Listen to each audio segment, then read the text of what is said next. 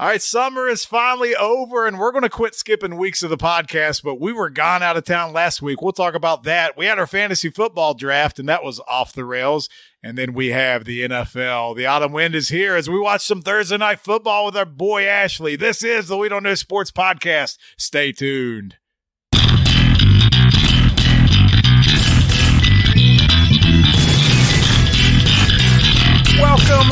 Welcome back once again to the We Don't Know Sports Podcast. This is Chad the Mark with Mr. Brown. And we got a special guest. The Harp Attack. The Harp Attack himself. We're actually in his casa. We are in his man cave. And if you had to describe it, Mr. Brown, everybody's seen your man cave. What is this one like? Well, I like to mix it up. He's very, very specific. He likes current AAA teams, and that's okay. I mean, Man, everyone's got their own. That's not right, brother. It's fabulous. If you're a Reds fan, it's amazing. There's all kinds of history, tradition. He's got like teams back to the 1800s all the way to the current autographs.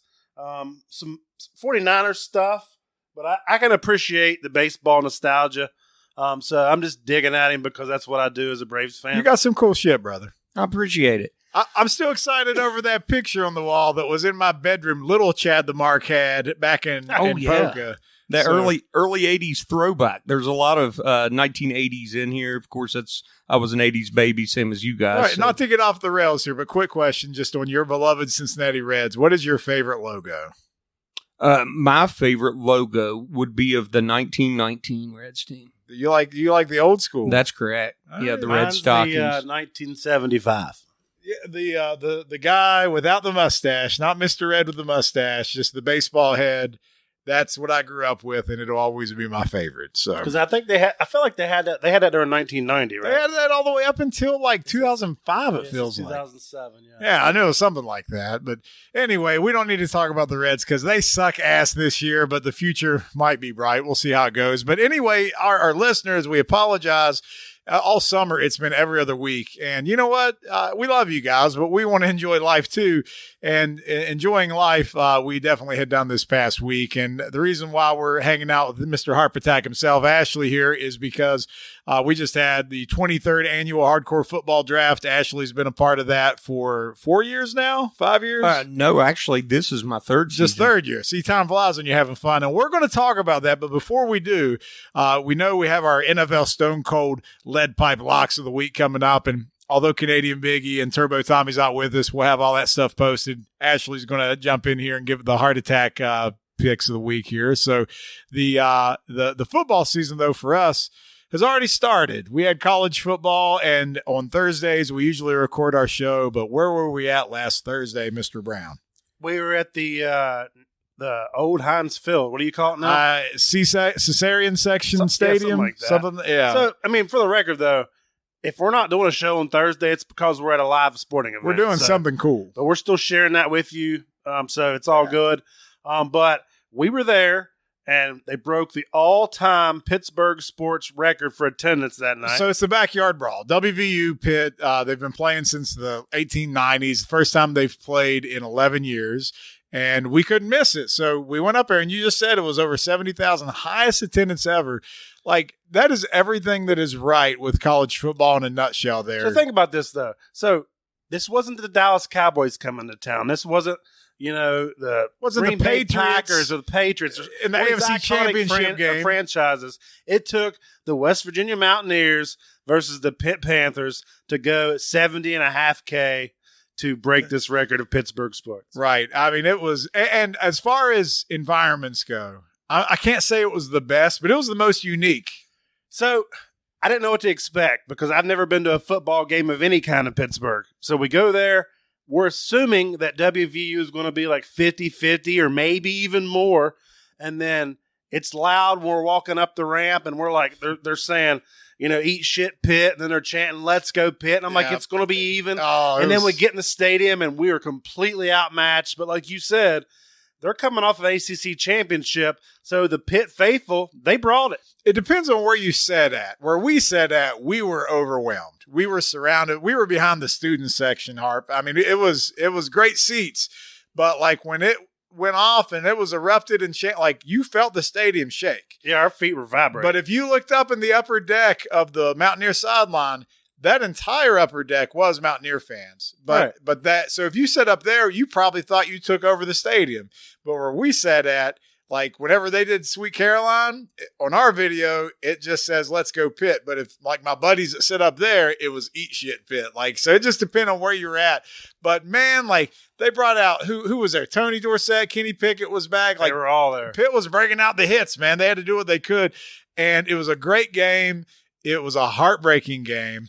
We're used to that. Yeah, but and then, for all this conference realignment, I'm gonna stick my chest out for a minute and say West Virginia consistently has great TV ratings. So this Thursday night opener was 30% higher in viewership than the year before. So again, don't let us die in a shitty Big 12 conference. Somebody come give us a lifeboat. We need it.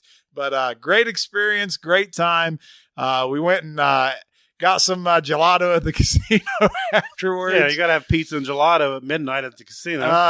So the casino definitely was overtaken by Mountaineers, right? Oh, yeah. They went there to spend money and drown their sorrows. Yeah, and maybe look for a fight or two. Yeah, there was one dude who was fighting any guy had a Pitt shirt on. Somebody with a Tudor's biscuit. Yeah, right? Yeah. This one dude was like Russell Crowe fighting around the world. Like he was just going around everywhere looking for a Pitt fan. It started with casino security and ended with Pennsylvania State Police. It was a great and time. Then they finally got him to leave, and he ventured off into the darkness of downtown Pittsburgh. Probably wandered found off. An alley the next day. Yeah, I don't know what happened to him. Hopefully he's all right. But officially, football season was here, though, and we got to go enjoy it. And man, even though it wasn't the outcome we wanted, my God, I had fun, and I missed football. It was amazing. So 2 takeaways for me. Pitt was ranked around 14th or so coming in. We weren't ranked at all, nor were we expected to be. But Pitt, either we played up to Pitt or Pitt shouldn't be ranked where they are. We had that game won in typical WVU fashion. We let them off the hook. We blew it. Hey, they had 5 returning offensive linemen, and we had like 6 sacks in that game. So yeah. I think we're better than what we thought we might be. I've got to go see the game next year in Morgantown now. Oh, yes. I want to see the comparison. We've got to go. The backyard brawl in Morgantown. I'll be there. I mean, I saw where somebody got arrested in Morgantown because they lit a couch on fire last week.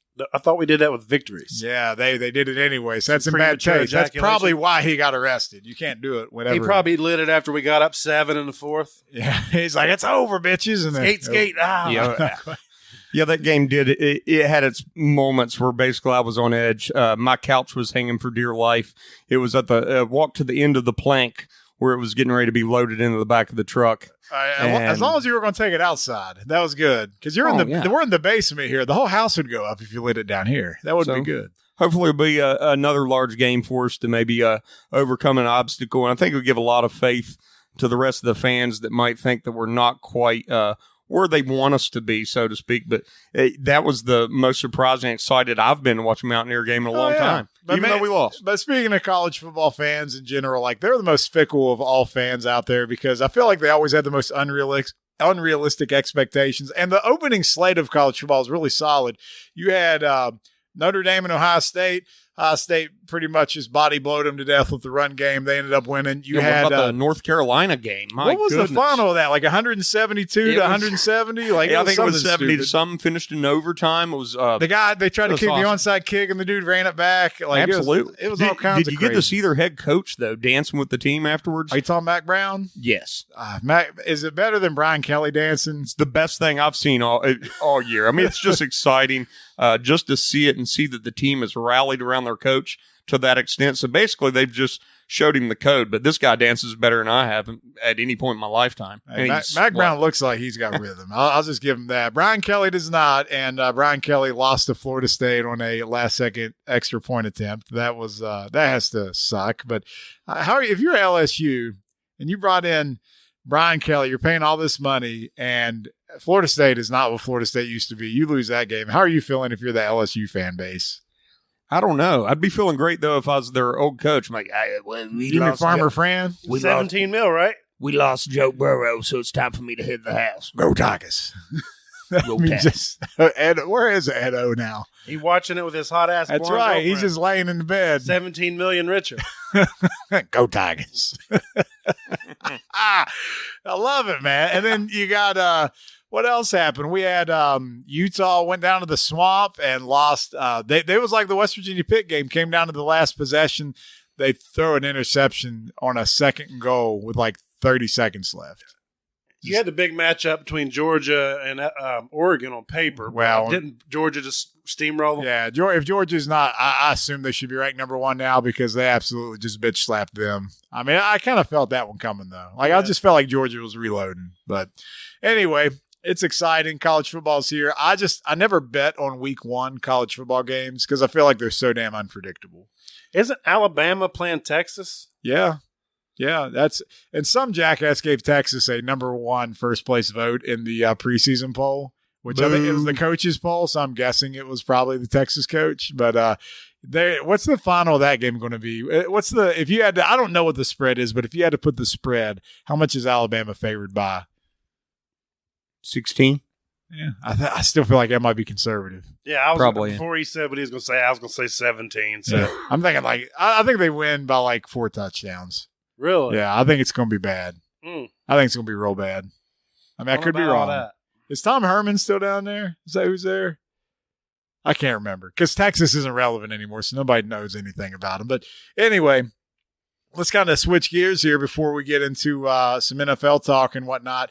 Like most people in preparation for the NFL season, we decided to dabble into fantasy sports, right? So hardcore football, Mr. Brown, our beloved commish, you've been running this league since before the year 2000, and it's been going strong. Hasn't always been for money, but the stakes keep getting higher and higher.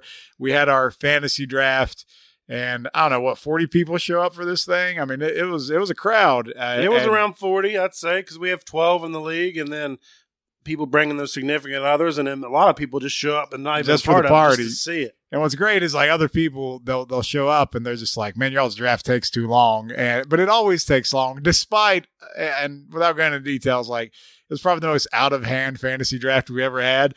But it still finished in about the same amount of time as it always does. So we do it in person. Nobody's got a laptop or computer out. We do stickers.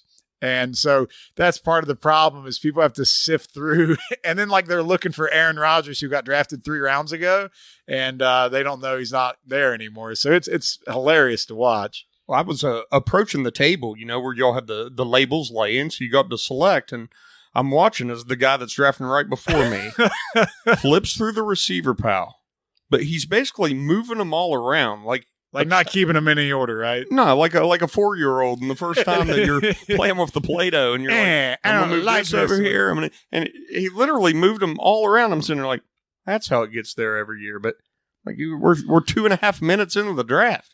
So that's something that never fails. And when it's happening that early, man, it is a little frustrating. Well, so you said that we got done around the same amount of time.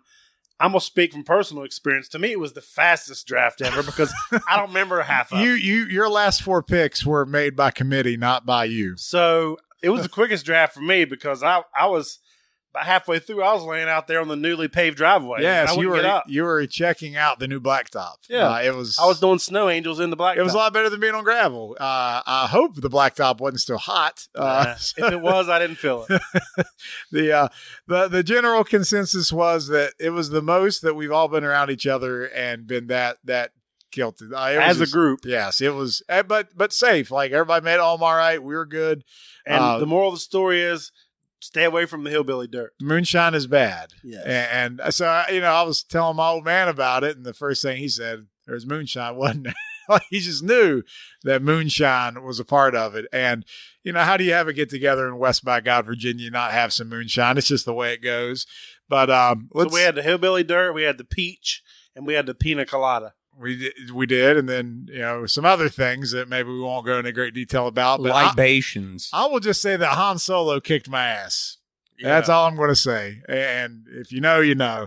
That's your fault, Harp. But anyway, we raised the stakes. Harp, you were the 2020 reigning, defending, undisputed hardcore football champion of the world, and I am now the title holder. I get to carry that strap, that belt all the way until 2023. But it feels good. How do you feel now that you don't have the title? Yeah, it goes by too fast. You kind of wish you'd done a whole lot more, maybe talked a lot more trash and whatnot. But I guess it's having that balance to be a little humble because you're right back into the fire again. So I think it's that same kind of spirit, I would assume, that a real life champion would be. Although, fantasies, you're making. No, you're damn right. It's like a real life title. This thing is the most prestigious fantasy title in the world. Is it not? Don't tell Chad we should have talked more crap because he's going to throw the humility out the window. He's just going to be balls to the wall crazy, and he don't even care if he finishes 12th like he did. No, because for 12 months you can't take it for me. It's mine, and if you don't think I've already worked up some shit and got ready to hit send, then you're in denial because I'm bringing it. Damn it! I love it. And speaking of bringing it, I felt like we even upped our game on our entrances. So if you guys get a chance, swing over to the YouTube site for We Don't Know Sports. You can find it on Facebook. And it's tagged on the Facebook page, top there. Because we put the picture up of the group. We always do a group picture. And the group picture did really well. But blew up. But not everybody saw the video as much. It took us a minute to get it edited in post-production. But basically, every participant in hardcore football, they get a wrestling style or Tyson Fury style entrance of their liking where they get to pick their song. Except for Jake. We just feed Jake. Yeah. But everybody else gets to pick. And, I think Harper, man, you were Wheeler Walker Jr. And the thing is, it's good when you post pictures on your own social media and people say, wow, you look like Wheeler Walker Jr. Like, that's not what you were going for. You hit a home run on that shit, man. It was great. Yeah, it came together pretty nice, especially for flipping characters. Previously I'd won the championship and my team was Carol F. and Baskins. Yeah, but you killed Carol Baskins. Yeah. So Carol basically, she went to Wayside and Walker got the belt from her and showed up for a little intro. But I've seen your entrance look like a hippie flower child and Wheeler Walker Jr. And it's, what I've learned is that you have range. Yeah. You have range. Well, you want to just show up and bring it. Bring your A game and do something memorable. No matter what it is. No matter what it is, if it can just stand out for memory's purpose and it's original, it's awesome. You did. And Mr. Brown and Canadian Biggie came out as the We Don't Know Sports outsiders, NWO style. How'd you feel with the finished result there? Biggie stole the mic from me first. He was supposed to go last, but it was fine. I mean, it was okay. Because the only thing I was going to say was let's turn it over to Biggie Sexy. Yeah, that would have been great. But I got a couple people told me that you've worked the camera well. That you got into the camera space with the Scott Hall wavy fingers and all that good shit. So it was nice. I thought I had a good touch. The black and white was a nice touch. Yeah, I mean, we don't do things lightweight around here. Like, we go all out. Like, if you have to envision it, like, we have the curtain up. We got to get a new pyro guy. That didn't work out. That kind of made it funny to me. Yeah, it made it very humorous, especially the placement of it. Like, they like threw it over at the crackheads that live down the hill instead of in front of the entrance ramp. And we got to get a couple guys not to mail it in so much, but I did enjoy the fact that I got to come out last this year in my pink dapper suit and take the title. So that you did great, by the way. I appreciate that. You had the sweater. What was that, like the leather vest? Yeah, with the best in the world spray painted so they on think it. you're going to come out in that, and then you came out in this elaborate pink suit. Silk, and you're saying that it's worth more than everybody's house. It is. Going nuts, and you did well. But when we were looking at the group photo, there were some funny ass comments on the page. First of all, they said Ashley killed it, obviously, with his character. Absolutely. Drew killed it. Drew was Undertaker. And then everyone was saying how Jake was questioning his life decisions. Well, Jake had I think Harper caught him out on what he was wearing. What do you remember what he was wearing at the draft? Whose attire? Jake's. Jake had flip-flops, probably some cargo shorts right. And a Mountaineer shirt. Well, what type of Mountaineer shirt? I mean, it was WV. It was an old-ass Steve Slayton jersey from 15 years that's ago. right. It was a number 10 jersey. You're absolutely right. No, here's another thing, at least I threw out there, because folks wouldn't see the layers here. They'd just be like, hey, look at this overweight Ben Roethlisberger stepping up eating a cheeseburger. Yeah, that was a little bit of well. history, though, just for you Bengal fans out there. I don't know if you take too kindly to this. This guy's been a Bengal fan since as far as I can remember. We've known each other over 30 years. Anybody, unless they're being paid a tremendous amount of money, how could you be a lifetime Bengals fan and go out in public dressed as Ben Roethlisberger? And just to let you know, this guy lives at 225 Rock Branch, Left Fork Road, third house on the left. Just kidding. So I talked to Beaver about that because we're both Bengals fans, and Beaver is like, you don't know how hard it was for me to go buy this jersey. But, he came out to girls. Was mocking him. He came out to Girls by Beastie Boys, drinking a beer, eating a hot dog, and Beaver is not the peak specimen of physical fitness, so he kind of looks like Roethlisberger. Yeah. Just imagine that picture we put up sometimes of the security guy or the cop, and it's like, oh, we found out what Roethlisberger's doing as a second job. Yeah. That's kind of the build of Beaver. But it was the one entrance. If you go back and watch it, I was ready for everybody else. Like I had something to say because I always MC it, right? Beaver came out, and I was just caught off guard. I was like, he's wearing a Steelers jersey. Because you didn't know what he was going to do. No, Okay. and because he kept it a surprise, and he's just like, I left you speechless, huh? I was like, you kind of did, and I feel like I owe him now because I should have done a better job, like letting everybody know that he was, ripping on Roethlisberger like that. But it was a nice job, and he was without a co-owner for the third straight year, so we're glad to see that. Yeah, we're proud of him for that, but Drew clearly put him to bed on his tombstone, so the co-owner's dead. Yes, now. the co-owner is dead. So Drew, who came out as The Undertaker, had a tombstone of the former names who have rather relocated or just been dominated so much in the league that they can't participate anymore.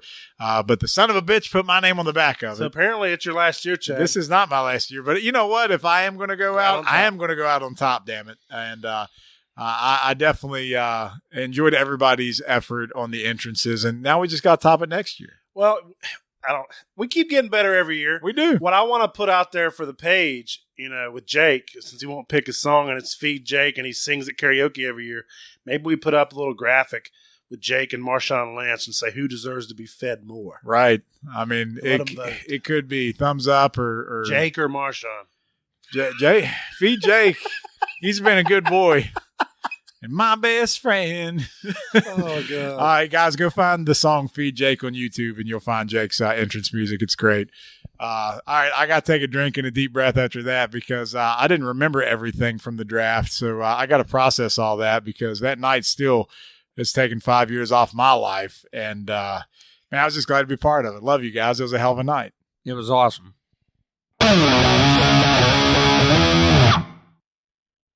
I am super excited to talk NFL, but we're going to keep you waiting just one more segment before we get into that because we are winding down the baseball season. And Mr. Brown's Braves, or are you tied now with the Mets? Are you a game and a half, a half game? Tied for first after being down 11 games in June. And I tell you what, I'm going to say this for you. It's not that the Mets have fallen apart. They have not. It's that you guys, I think, have the best record since July 1st. June 1st. June 1st. I mean, just absolutely, you're trying to go get that chip again, man. So that's awesome. But we got a couple historical things that we're looking at that, I was looking at Albert Pujols' numbers, like his career and comparing him. Like, man, like if you look at him with Barry Bonds, like it's not that far apart. It really isn't. And like, it's hard for me to be, admirable of a Cardinal. I'm just going to say that. But man, Pujols is one of those guys that does it the right way. And the fact that he's got this little second wind, now I'm like, can he come back next year? I don't think he can catch Bonds. There's no way he's got that much in the tank. But he can pass Babe Ruth. He's definitely not coming back.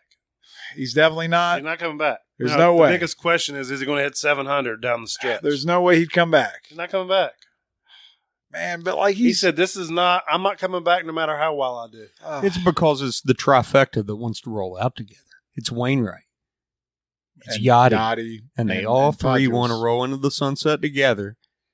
Yeah. And they all three may want to get in the Hall of Fame together. But could you imagine? But there's only going to be one. So you're right. It's not going to happen. But could you imagine the story, though, if Pudgels was able to overtake that all-time record? Like, that would be the best thing for baseball because of all the slander around the steroid shit and whatnot. But, if he can get 700, I don't think we'll ever see another guy hit 700. Well, we all talked about it at the beginning of the season. I don't know if you remember. We all predicted whether he would hit 700 or not. And we all said, hell no. Yeah, because it's going to take like 20 home runs or so total. But he's on a roll, and he's crushing left-handed pitching. Oh yeah. But now everybody's trying to say, is it stage? Are they just grooving him fastballs? They're in a playoff hunt. No. I mean, like they're not. Like, you think a Cubs team is going to just groove him a fastball? No, it's a rivalry. No matter if the Cubs are in it or not. That's probably the second rivalry behind Yankees Red Sox. You know what I mean, in baseball. And the thing is, if they were out of it, and they were like, if you go back to the home run race with McGuire and Sosa, like those teams weren't playing for anything. You know what I mean? This team is going to win the division. They're trying to make the postseason and get a favorable spot. Like, they're out there busting their ass. So, like, they're not trotting him out there on this PR tour. So, your prediction, does he hit 700? I think he does. You think he needs 5, right? Last time I checked, he needed 5. That was yes. He gets there, you think? He's 695. It's going to be real close. I think he's got 20. I could definitely see him hitting that 699 and coming down to the very last day. And it's a little unusual this year, if you guys have noticed. The final day of the season has generally and traditionally been on a Sunday, and it's on a Wednesday, right in the middle of the week. Yeah. And it'll be beginning of October, not end of September. Right. Well, I forgot. Yeah, with a little bit delayed start going on. Yeah. But like, we're looking a little over 3 weeks. It's 25 games. It's highly 25 possible. Games left. I mean, either way at this point, and I think back, it was actually 5 years ago. So it's been that long since he reached the 600 mark. I was in California, took my son. We went to an Angels game, and of course they had it set up in the outfield where he was reaching the monumental thing. And it did occur to me. I thought, man, Pujols is going to end up at 700. Of course, it's easier to say and do because he had already played a lot of seasons at that point. I just to go back on his early part of his career, somebody said this the other day, and I don't know if it's 100% true or not, but they said nobody's ever hit over 300, 35 home runs, and 100 RBIs in a season except for Pujols. And I was like, that seems uncommon, but I mean, maybe that's true. I would say Cabrera has. You would think, but anyway, he did that the first 7 years of his career. Wow! Like not just that he did it, but he did it to start his career 7 times. But he could have went in the Hall of Fame as just a Cardinal. Absolutely, after that stretch, because he almost had 500 home runs there. Like he was at like 4 something. Right. I mean, I don't think, like, we talk about Trout being the most dominant player maybe in this generation, and he's starting to tail off a little bit compared to what he was doing. But if you go look at his numbers next to Pujols, man, Pujols was just a freak. Like, it's crazy. And it's just, I don't know. I kind of selfishly would like to see another year, but I guess we're not getting it. That'd be nice if he just hit 700, but we'll see. Well, there's nobody that we'll probably see in our lifetime that's going to get to 600 again. Maybe we'll see some 500. I don't know. I mean, we'd have different opinions on that. Who do you think is going to get there? I believe Trout will get there. You think Trout will get there? Hell, he smacked one yesterday, smacked one the day before. It's just what he does. So, and I don't think he's going to have a prolonged period of time where he's continually injured. He has had some injuries. He's the only guy that can make a run at it. Well, it's just when he gets in a groove. It's the same as these big home run hitters. Now, the other question, you think 25 years ago, actually, let's go back 40 years ago. There'd be gentlemen having these same conversations somewhere. Oh, I know. And then they'd say, hey, nobody's ever going to do this. We laugh all the time. Yeah, and we're past that. So I think also, I mean, it's easy too. Let's not pass out the big elephant in the room here. Aaron Judge, when you hit 55, it's so monumental. Yeah, and I don't know how old the guy is, though. You'd have to refresh me. 27, 28? No, he's 30. He's 30 years old. Oh, okay. He started when he was 24. And I think so he's not at 300 yet. No, I think he's at like 220 or something like that. Like, me and Drew were looking at that on the way back from Chicago. It blew my mind that he's only been playing for 6 years and he's 30 years old. Yeah. But he could get the 500 club. Yeah, right. I'm saying I don't think we'll see anybody get 600. I think 500 is like the new 600 or 700. Like that's going to be. We'll see it again. It comes in waves. It's kind of like we talk about this all the time, man. Like like this year, I can't think of what they are, but every year it's like, oh, there's a new record in baseball, and you're like, how's this game that's going on 200 years old and you keep coming up with new records all the time? It's kind of insane. But speaking of Judge, is he where's he going to end? That's what I was going to get at. So the record for AL home runs in a season is 61 with Maris. Right. He's at 55. Does he break the AL record? Yes, I think he finishes 62 to 64. Okay. I'm right there with you. I think the way he's been stroking the ball, like the Yankees are telling off, but Judge is just, he's on point. Like he's still mashing. The Yankees are struggling to score other than him. Yeah. I think he could hit 7 or 8 down the stretch here. Yeah, I was going to say 65. Yeah, he's going to split between Maris and Bonds, and just, which is still like a hell of a season. And just being a Yankees record holder on top of that, too. Not just the AL, but the fact Isn't it funny that all 3 AL guys have been Yankees? It is. It's weird. 60. Yeah.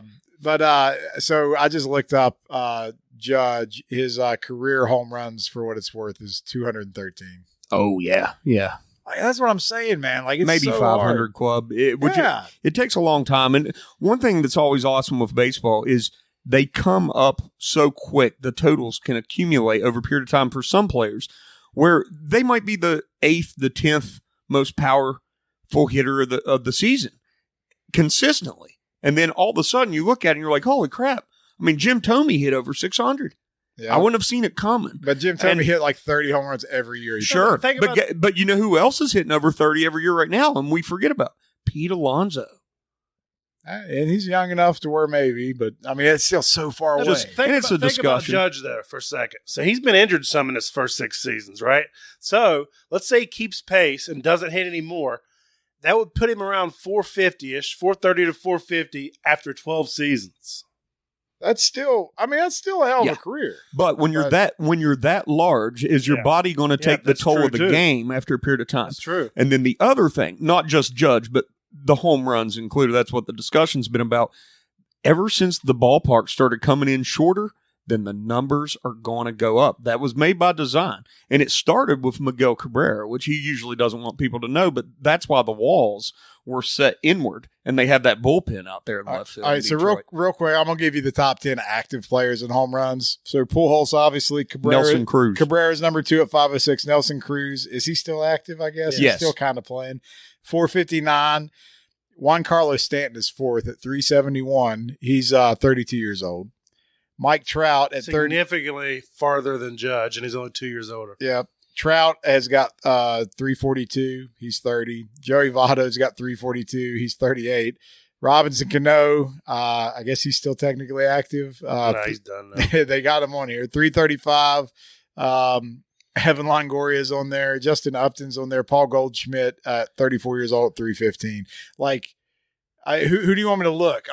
You got to put your stock on like Soto or somebody like that to get there. Yeah, he's had a struggling season this year, but it's that consistency. But you got to pick a young guy, and hopefully that they're going to be over 350 by the time they turn 27 or 28, and just see what happens.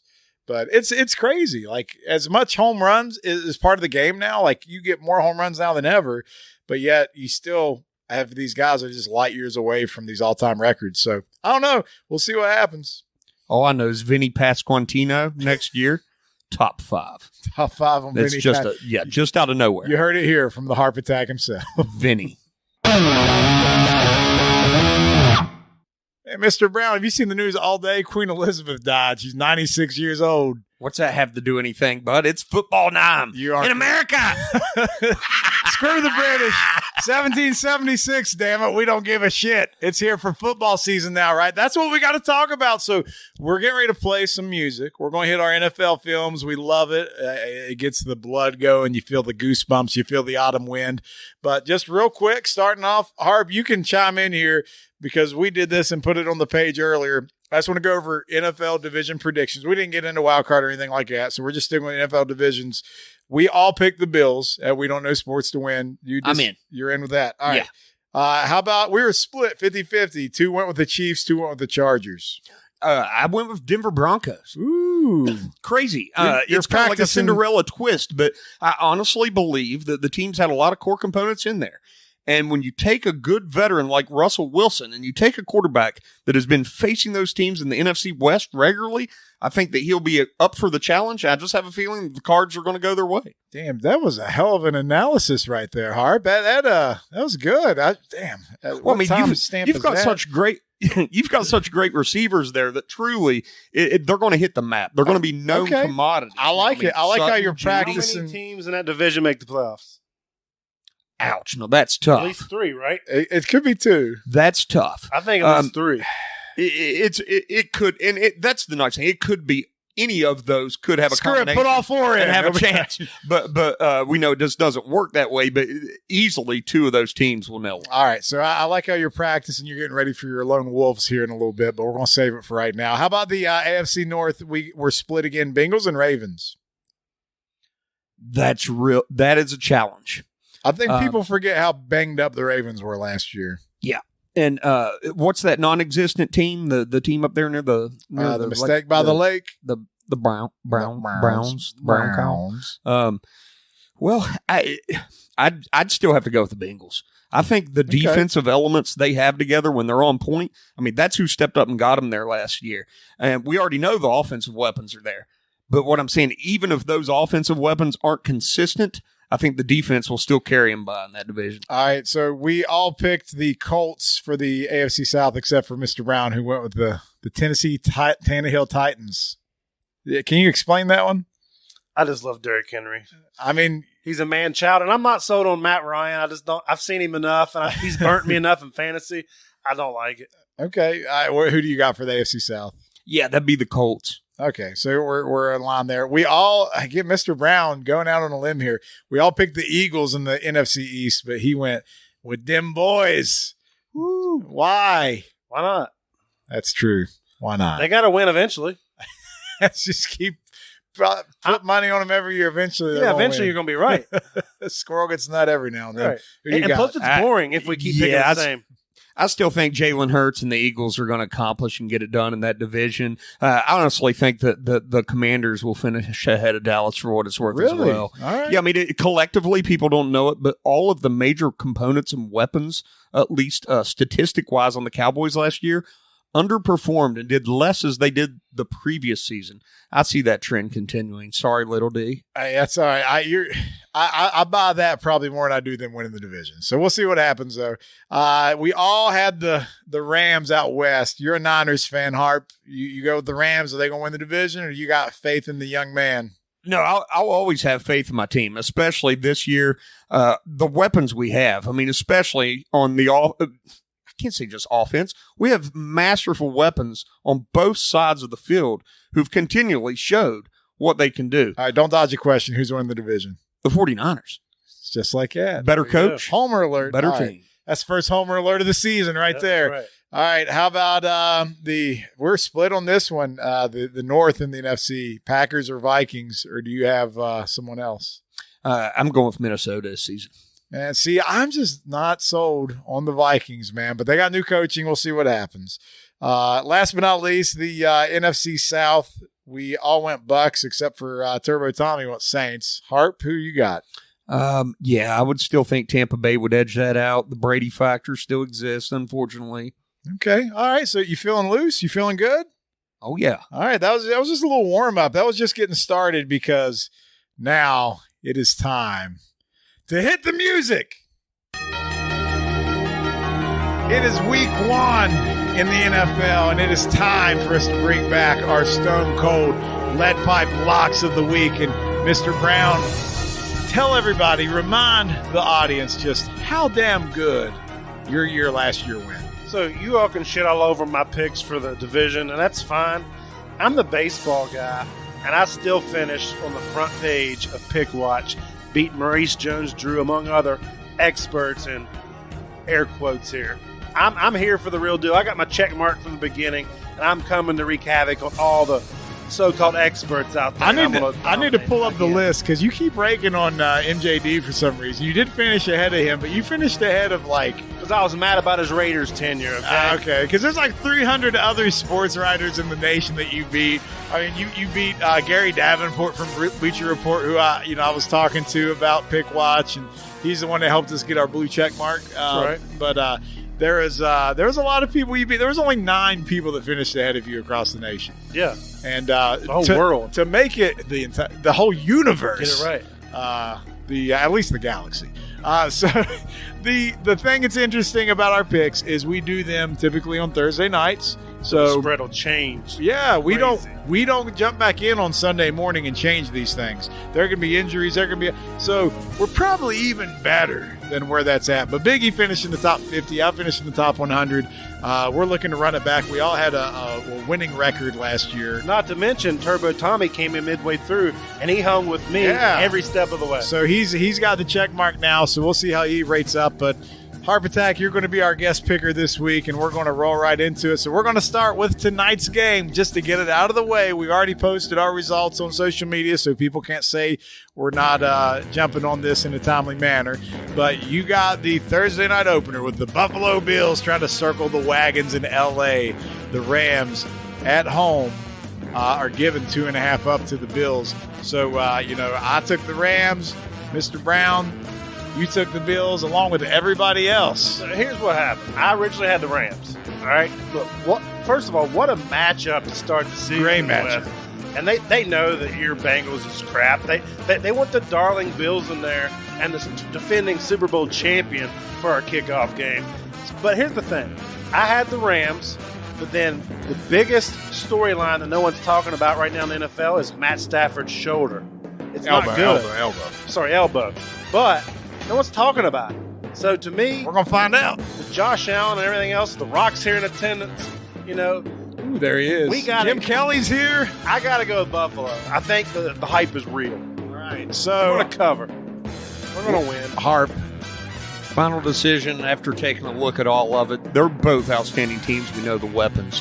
But I think the Von Miller switching to the Bills from the Rams is the final straw needed on top of Josh Allen jumping upon that steed and heading to the house for a win for Buffalo Bills. So we have our first lone wolf of the season. I'm on LA. I'm on the Rams. I don't even know what a Ram sounds like. Something along the lines of that. So we got that one pick down, but now it's time to get to the rest of the game. Just make the sound of that goat you got in your backyard. There you go. That's close enough. Damn goats. Sometimes they just go, like Howard Dean. All right, so let's try to keep our composure. We got to get through these picks. The New Orleans Saints are on the road into the ATL. New Orleans, Mr. Brown, start us off. They are a 5.5-point favorite. I'm going with New Orleans. I like the weapons there. They got Landry. They got Michael Thomas coming back. I believe Kamara's healthy. We'll see. I don't know. But I feel like Mr. Crab Legs is going to rebound this year. We got to love the Crab Legs. I'm also going with New Orleans because I was just there this summer, and I'm going to give him some of that Chad DeMarc karma, just like hardcore football got this past year. Harp, who you got? We playing the line, or is this straight This is the line, 5.5. You got to pick against it. We ain't doing no pick them up straight here. Like, you got to go against the spread like a real man. Yeah, I think I'm going to go ahead with the New Orleans. All right, so we're across the board there. So that makes sense. We're all aligned there. Nobody's really believing in the Mariota Falcons yet anyway, so we'll see how that one goes. But we're going to let you go last on this one again because we got Harper's San Francisco 49ers, where they are a 7-point road favorite against the Bears in Chicago. So, Mr. Brown, who you got? I think this is an easy one. I have no faith whatsoever in the Bears, even though it's at home. I think the Niners win by 10, at least. See, I hate early season touchdown spreads because the NFL, there's so many games that are under 7 that are decided by, but the Niners are this is the game they've prepared that young man for all off season. They're going to come in there. They're going to take the Bears to the woodshed. So they're covering the spread. Sweep the leg, decapitate the head. Sweep the leg. So are you also taking the Niners to cover? Absolutely. You can't pick against your bet team. your life on it. Sweep the leg. that comes out this week, doesn't it? Cobra Kai? Tomorrow. Can't wait. Yes. Already? Yep. Yeah. No New Year's this year. We're going right into it. This news is pleasing. All right, now I get to go with my squad. I'll pick last on this one. The Bengals opening at home against the Steelers and Mitch Trubisky. The Bengals are a 6.5-point home favorite, Mr. Brown. I'm taking the Steelers on the spread here. I feel like Trubisky is a mobile quarterback, something from the likes they haven't seen in 2 decades.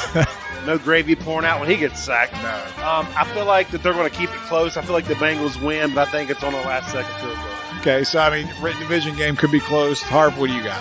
I think the game's going to be really tight. And when it comes down to it, I think Pittsburgh will cover. All right, I mean, yeah, I went back and forth with this one. So last year, Harp, if you don't know, our listeners will know that I consistently picked against the Bengals every single week because it was just the karma. Didn't pick them to lose. I just never picked them to cover the spread.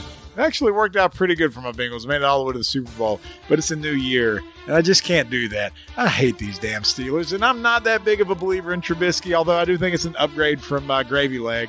So we'll see how it goes. But, man, that place is going to be hyped. We know the Bengals are ready to go. They're already trying to fight the Rams in the offseason here. So give me the Bengals to cover at home. They're going to win by at least a touchdown. Who they? Who they think going to beat them Bengals?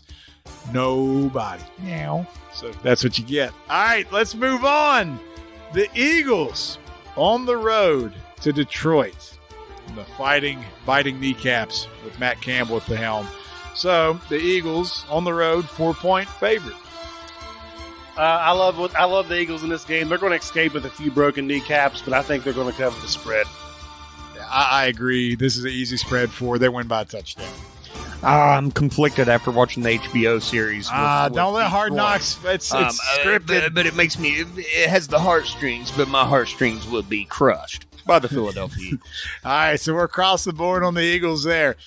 I have a good theory on this next game, and Mr. Canadian Biggie's own New England Patriots start the year on the road, going down to South Florida, where Miami is a 3-point home favorite. Mr. Brown. Well, I thought I picked the Patriots, but apparently I have it as the Patriots here, but you can change. I'm going New England here because I'm not sold on Tua at all. I got to see some more resume there before I have any faith at all on the Dolphins. The fact is, I know you got Tyreek, but you can't even throw the damn ball to him as fast as he can run. Hey, all I'm taking is the Dolphins to cover at home because New England can't ever win in Miami when it's before the middle of October. It's always too hot. They're not used to it. They get destroyed. That Miami Heat is what beats them, not necessarily Tua. The Dolphins consistently win at home against New England, so I got them covering. I'm going to go with Chad the Mark on this because the Dolphins at home have so many weapons. I just don't think the Patriots have what it takes to keep up. To be honest, they always lock down on one player, which we know it's going to be Tyreek Hill. Yep. But that means Jalen Waddle will be open for a field day. Maybe that's what happens. Mr. Brown, you are a lone Patriot wolf. What the hell does a Patriot do? I don't know. Tucks his tail and runs. This game's going to be huge. Huge. It's not that type of Patriot. Huge. All right, so we'll move on to the storm the Capitol. Mar-a-Lago. Huge. But we just lost a listener over that, probably. Sorry. All right, so the Ravens on the road to New York. The Jets, Jets. The Ravens are a 7-point road favorite. I think it's an easy one. I love Zach Wilson's mother. Mom. But I love Cougar. Yeah. I feel like the Ravens, man, they're going to roll the Jets. They got something. And Lamar's got something to prove. This is Lamar's last year of his rookie contract. The Jets suck, man. They just suck. I'd like to know what they were against the spread. I don't have that with me here, but I just wonder how shitty they were. I'm honestly shocked it's not more than this. Yeah, so, 7 points. I don't know. Hammer that 7 all day. What you got, Hart? I think I'd probably take the Jets. You going to take the Jets to cover? They're at home, correct? They are at home. They're at home. They still have a different defensive coach. It's his second year. I just have a feeling that they may be able to do it. I mean, you've got Bateman. Is he going to step out and be a wide receiver one, or is he just going to be another dude? And then it's the Mark Andrews show and the Basque of Misfits led by Mike Davis. Well, I mean, yeah. How many Jets got? Or in other words, fuck you, Baltimore. Okay, so there we go. Is that your lone wolf? Can you give us a jet noise or something? Hell yeah, I like that. I like it. That might have been a propeller plane, but I'll take it. All right. That's fitting for the Jets. It is. That's right. about what they have. They're on a puddle jumper right now. Small Cessna. single engine. How about the Jaguars going into Nation's capital, going to Washington, playing the emails, where the emails are I got them as this line's moved a bunch. 2.5 now. They're a 2.5-point home favorite against the Jags. I took the Jags in this one. I don't really know why. The Nation split 50-50. I'm going with the Jags because I think both you're going to go with the emails, so I'm going to make up ground here. Yeah, I took the emails just because I don't know. I can't believe in the Jags right now. I feel like Trevor Lawrence getting Urban Meyer being out of the picture. I feel like it's a chance to actually. Like he's got to be 30% better already. Yeah, he's right? going to be better with the subtraction of Urban Meyer. But like we're going to miss all those Urban Meyer stories. It was the gift that kids won't give him for our page, man. Harp, who you got? I think I'm going to go for I'm going to take Jacksonville. Taking Jacksonville. I like it. I mean, I think the running game in Washington is just an absolute, as messy as the politics are there, it's just a joke. I still don't want to call them by their name. That's just me.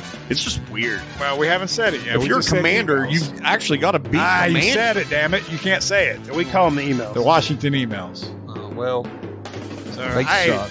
They were once the Hogs, baby, so give me my lone wolf. There's a big-ass hog upstairs here. I don't know where she's at now, but people are probably not going to know what that means, but that's literal, actually. I'm not being figurative. Yeah, all right, so the next game on the docket, man, what a story. The Cleveland Browns going into Carolina. Baker going for revenge. This is a straight pick 'em. There is no spread on this game. That shows you how bad Baker is. Like, he's still talking shit about the Browns. They'll probably win, but it's going to be a dog shit of a game. Probably. Like, it's something nobody's going to want to watch. I mean, I want to watch the quarterback for the Browns? Jacoby Brissett? Yeah, it's going to be so bad. I'm sorry. Oh, number 7. Are you saying Carolina wins, though? There. Okay. So all they got to do is win by 1. Yeah. And you cover. I also have Carolina. Yeah, Carolina all day here. Too many weapons. Just give me the Baker Mayfield revenge story, even if it's just for week 1, and then it doesn't matter the rest of the year. Does just he give me plant like the Panthers flag? What's his own field? Yeah, so that's all right. Yeah, he can do that. I think he gets injured before halftime. Well, Darnold's out for the year too. Sorry for all you losers that drafted him in fantasy this year. I don't think that was anybody. Nobody in our league drafted him. They know better. It's because it's hardcore Who's their football. third string? Chris Winkie? It's probably Chris Winkie. It might be Steve Berline. Chris Everett. Chris Everett. Call me Chris one more time. All right, so this is an interesting team. We get a real split decision here on how people feel about Matt Ryan on the Indianapolis Colts, but they're going into Houston with Mr. Neck at the helm, and Houston at home is a 7-point dog. Colts are favored by 7. Yeah, I'm going to take the Fighting Frank Wrights. Is he still there? Yes, the Fighting Frank Wrights. I'm going to take them to cover. Harp, who you got? Yeah, I think the Colts will win by 3 touchdowns. So, I got Houston covering. I don't think they win the game, but it's going to be an early season game, and Houston always has that capability in the division games to play halfway decent. So, I don't know the words, but deep in the heart of Texas. That's what I get from my lone wolf, but I can't believe I want to change that. Can I change that? No, you just said that. Damn it! I already said. All right, locked in. Man, that one hurts. Damn. Oh, when I picked, I got locked in. Never mind. It was 8.5 at one point. My God, what a spread! All right, the G-men going into Mr. Brown's division-winning Tennessee Titans, where the Titans at home. I got them at 5.5. Yeah, of course the division-winning Titans are going to cover. I mean, this is an easy one. I would have taken it at 8. I also have them easily covering at 5.5. I think this will be a massacre. It's possible. And it's going to happen. What's going to You're happen? Right. I think the Derrick Henry machine will just be too much for him. I thought Danny Dimes was going to save the day. Pitiful Giants. I just dropped him this morning, whoever drafted him, while I was passed out in the asphalt. You needed a backup quarterback. No, I don't. We're going to show him. All right, here's another divisional matchup. This one I love, and we're at a tight spread on this one. The Packers on the road to the Minnesota Vikings, and it is a 1.5-point spread in favor of the Packers. Here's the funny thing. I picked the Packers to win the division, but I feel like the Vikings win and cover this game. I have nothing to add. I'm 100% the same just because the Vikings are at home, and I think the Vikings will be a 500 team. I think the Packers are going to be a couple games better. The Vikings are more likely to lose to teams they shouldn't than the Packers will, and I think that's going to be that's the difference. Are you going to align with that, or you got something different, Harp? No, I'm actually going with Green Bay. Even though I think Minnesota will win the division ultimately, I think Aaron Rodgers is going to come out with a lot of extra zest in the tank. I mean, after his last defeat of last season, not throwing a touchdown pass at home in the playoffs, I think he's going to let the beast out once again. All right, so you are a lone wolf there. Let me hear a Go Pack Go or something. Oh, cheese. Cheese. Oh, just like Pauly Shore would say. How about the Kansas City Chiefs on the road to Glendale, Arizona? Kyler Murray with a brand new contract and a brand new copy of Call of Duty. The Chiefs are a 6-point favorite on the road. I feel like Mahomes has a lot to prove this year, not just because I got him in fantasy, but he lost Tyreek. He's got Juju. I don't know what Juju's going to do, but I feel like he's going to make any receiver look decent, and the Chiefs will roll in this one and beat the muscle midget. All right, so we're going to see if we get a lone wolf because I'm going in the other direction. I got calamari and the MVP calamari. MVP calamari. Not really. That's Biggie's thing, not mine. Don't put that. Don't put that on me, Ricky Bobby. Juju. So I just think the Cards will keep it close. They're not going to win. It's at home. Man, that's a big spread for a playoff team from last year. Playoffs. So I have the Cards covering, but the Chiefs winning. Same. I have the Cardinals covering, but I don't believe they're going to get the win. Yeah, so you just did this so you could do the damn chop. How'd you know? Go ahead and hit us with your lone wolf.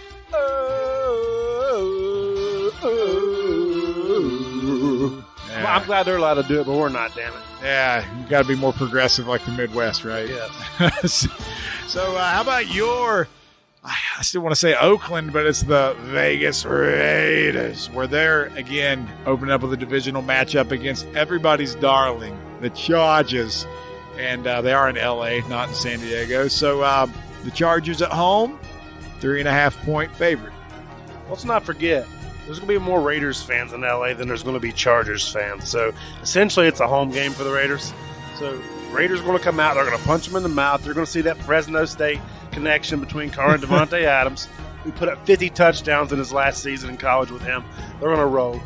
The Raiders are going to win by 10. By 10. 10. I wish I could go in the other direction, but I'll say have the Raiders. I'm not as high on the Chargers as everybody else. They lost a couple pieces off that defense, and Herbert's probably going to be one of your best fantasy players ever. But I just think the Raiders are a little better than the Chargers. I'm going to disagree with you. What? Because I think Austin Eckler, he reminds me of, he's the miniature version of the bald bull. Ow, ow, ow, ah. We're going with the Chargers. Mike Williams all day long. I mean, you had some awesome sound effects in there, but I still want a lone wolf for the Chargers. Can you do an Arnold impression at all? You can do a Go Chargers Go like Arnold. Go Chargers, go. Who's your daddy, Chargers? Get to the chopper. Who is your daddy and what does he do? Okay. Your daddy's not the Raiders. It's not. I just like how he adds the extra syllable in California, too. California. All right, we got the... Time for the football.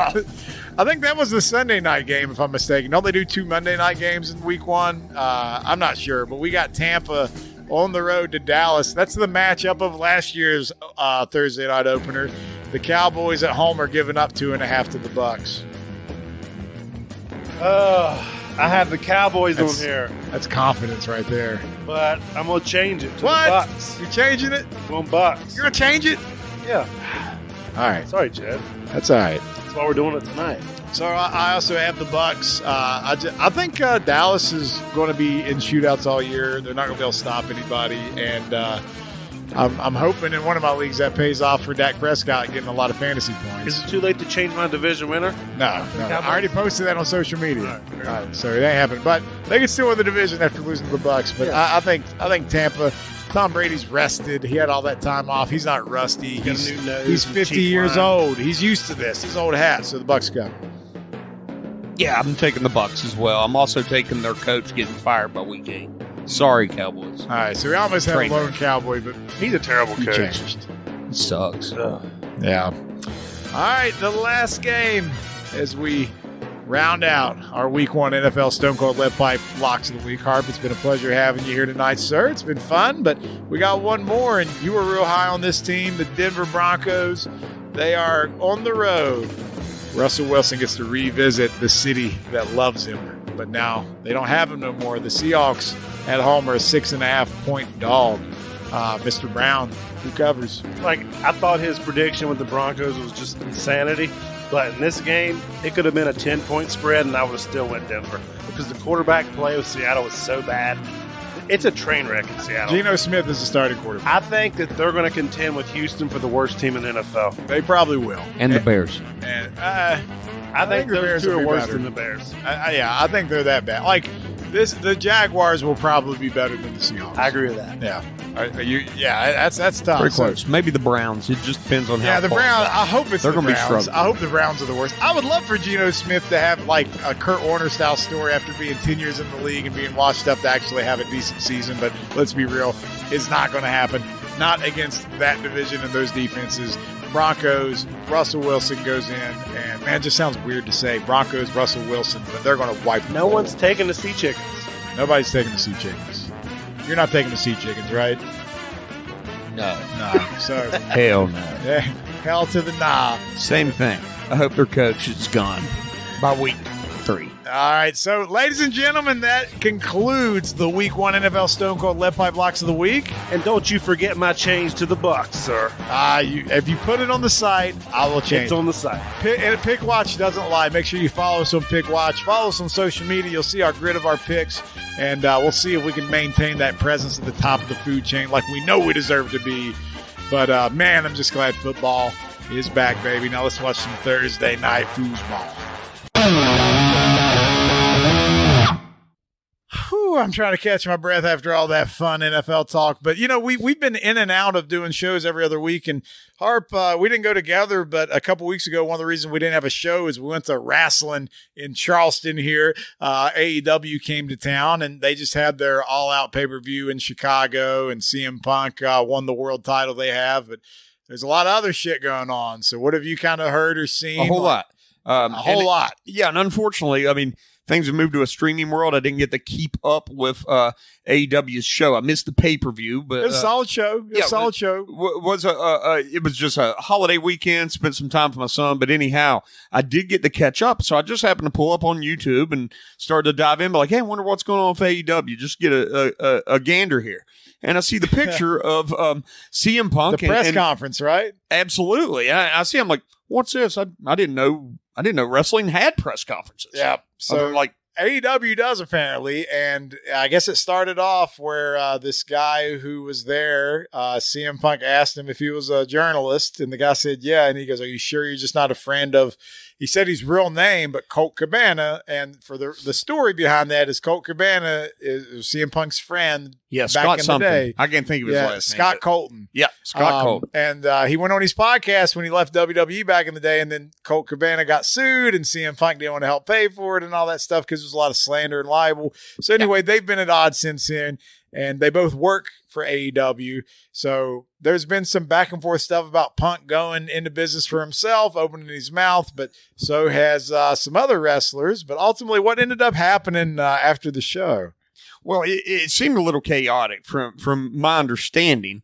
And of course, he had already had words with some of the other wrestlers. Yeah, Adam, like Hangman Page. Yep, Hangman Page had, and they said he had been fighting stiff. And I've heard this from a couple different folks. I also listened to a little bit of what Jim Cornette had to say on things. You can't listen to that jackass. Yeah, well, he's so full of himself. Hey, it's just one opinion. It's just another opinion, but I like his from time to time. I do want to go to a Dairy Queen with Jim Cornette one time. That would be, or was it Wendy's? Where'd he go that one time? I don't know, but it better not be the Scott Depot Dairy Queen because you'll get bull rushed in that place. So, well, somebody will drive through the front door of the car. Yeah. Not careful. But 600-pound man and a Kia Soul. The Kia Soul's probably lighter than the man. But yeah, so anyway, the show went totally ape. Yeah. So apparently, it sounds like you've got just a whole lot of out of control personas. Yes. And I think that the egos are clashing so hard about pecking order. It's pecking order. Yeah. And one of the dumbest things about AEW is some of their EVPs are wrestlers. Like, that's a recipe for disaster. Yeah, that's what I'm starting to think too. And then it's that percentage for true wrestling fans.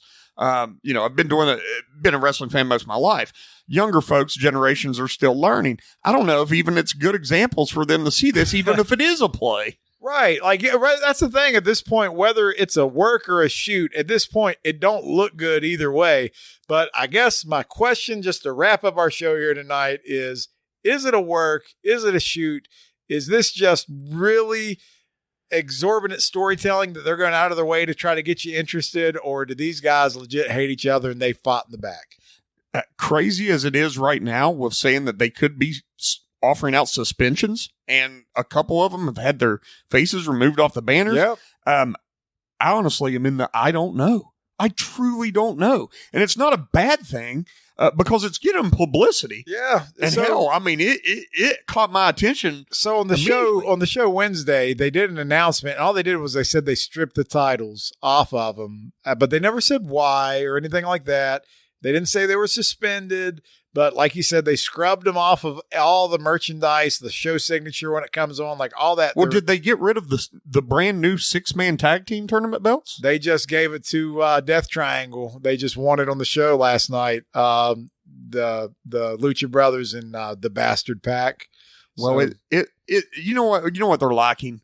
They need a new age Sergeant Slaughter. Where's he at? You got to have some type of guy with a little bit of authority. And a big ass chin, got your pukes. Yeah, because it just seems it's lacking that little bit of an element. Because I don't know who's going to come out on top, but it just seems awfully bad. And of course, CM Punk is the center point of all of this, being that it just follows him, doesn't it? It's starting to be that way. And I really like the guy. It's hard to not like him when he's doing his thing and he's in the zone, but I still want to come see wrestling to see some just jaw-punching, drag-out wrestlers. Right. And that's why I think Jon Moxley, to me, he's the guy that should be carrying the torch always for them. Well, he did. He's one of many. He made a locker room type speech on the show, so he's kind of stepping up. He was supposed to take some time off, but no, he stood up and he tried to put the company on his back, so to speak. So we'll see how it goes. But if anything, it's got everybody talking about it, even if it's for the right or wrong reasons. What did Eric Bischoff always say? Is there's no such thing as bad publicity, right? Like, it's just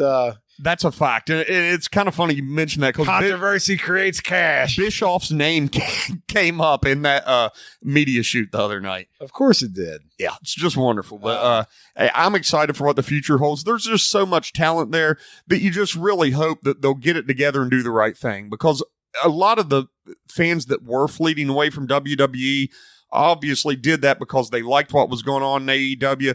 And if they drop the ball on this, it's the worst time to do it since Vince McMahon just rolled out. So yeah, Triple H is jumping on and trying to step on their throat, so to speak. But hey, we appreciate everyone listening to the podcast here tonight. We took you through baseball, through football, through college, through fantasy drafts, through wrestling. Like, you get a little bit of everything when you listen to the show. So if you're not a regular listener, make sure you subscribe wherever you listen to podcasts, Spotify, Apple, iTunes, wherever you want to find us. We're going to be there. You can find us on YouTube, and don't forget our social media presence. Mr. Brown, what's our annual reach right now? Every 30 days, how many people we getting in contact with? 32.6 million. 32.6 million in the We Don't Know Sports universe out there. So we love each and every one of you. Thank you for sharing out the content on a regular basis. Tell somebody about the show, and hell, we might bring you on sometime. Just like we might even show up at your house like we did the Harp's house here tonight. It was a good time, right? Absolutely. We'll do it again sometime. Ladies and gentlemen, this has been the We Don't Know Sports Podcast. Thanks again for letting us invade your ears. Make sure you hit that subscribe button, and we will see you next week, because NFL is back, and we will be doing our NFL Stone Cold Lead Pipe Locks of the Week. Have a good weekend. Enjoy the football games, and Bye-bye.